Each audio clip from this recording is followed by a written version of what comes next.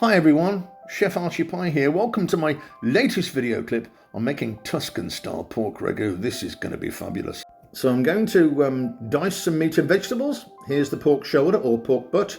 It's quite fatty, we'll talk about that shortly. About 3/4 inch dice pork. This is free range pork I'm using. Now I've got some lovely rosemary out the garden. I'm going to chop that as fine as I possibly can. We want to get that really fine. Followed by some beautiful flat leaf parsley and some jalapeno chili without seeds. You can put seeds in if you want it spicy. Get that cut as fine as possible. I'm using red onion because I have quite a few. You can use any onion you want. And once again, the dice is about the same size as your thumbnail. Plenty of diced red onion. And now I'm going to put the hugely influential celery. In all my stews and casseroles, you'll see celery. Wonderful vegetable, I love it. Get that diced, and not equally wonderful is the carrot. Get that diced as well. Can't forget the carrots. Okay, so those are all the ingredients you're going to need. There's some beef and chicken or chicken stock, olive oil, red wine, garlic, bay leaf herbs, a tin of tomato pulp, and a white bowl of tomato sofrito, which features on my video channel. I can talk about that shortly. But for now, let's get the pork going. It's quite fatty. We're going to really seal the pork well until it's rather brown on the edges. What will happen is we'll get lots of flavour from the pork, and the fat in the pork will slowly disintegrate. You won't taste that fat in the end dish.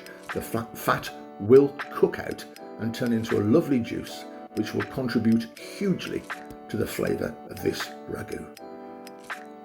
Okay, it's sizzling away. We've got a lovely colour on the outside of our meat. Let's add the bay leaves, the onions, the jalapeno chilies, the rosemary. Don't forget to throw in that beautiful crushed garlic and some salt and pepper. Now at this stage, I'm going to cook this for around about 8 to 10 minutes. I want to get all the flavours out of all those extra ingredients. We've already got all the flavours out of the pork.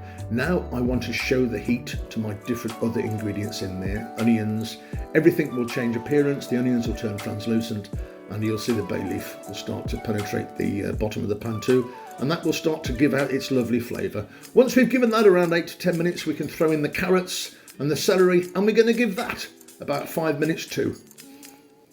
Let's get that hot, get that in the pan, get all those flavours out. Pop in some fennel seeds that I've crushed with a pestle and mortar. Pestle and mortar, you can use the back of a blade if you don't have a pestle and mortar. I love fennel. It's a wonderful complementary herb to pork. In goes lots of flat leaf parsley.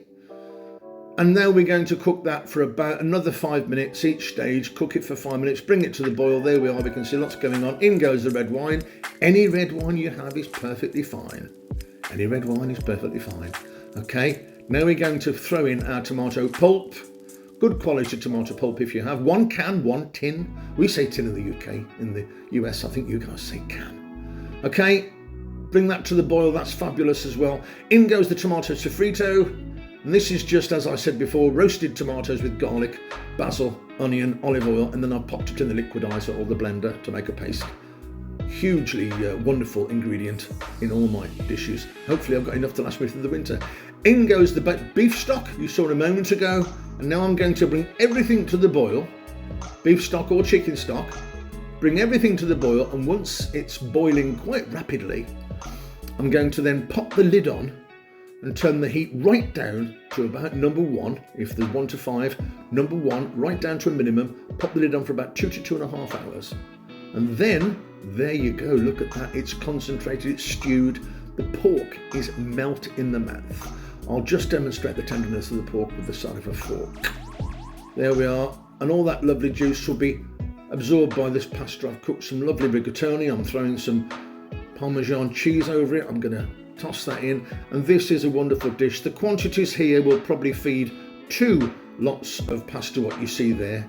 I froze half of this sauce in my freezer for another day. And there you have it. It's a wonderful pasta dish for a great family dinner. I would hope my Italian friends would be quite happy with this dish I've made today. Tuscan style pork ragu, everybody. Thank you so much for watching this video. Would you please share, like or subscribe? And if you like what you see, please press the notification bell to learn of my next video. This is Chef Archie Pie, sending everybody my love. Do take care of yourselves, and I'm now going to get stuck into this pot of pork ragu and pasta. I'll see you soon.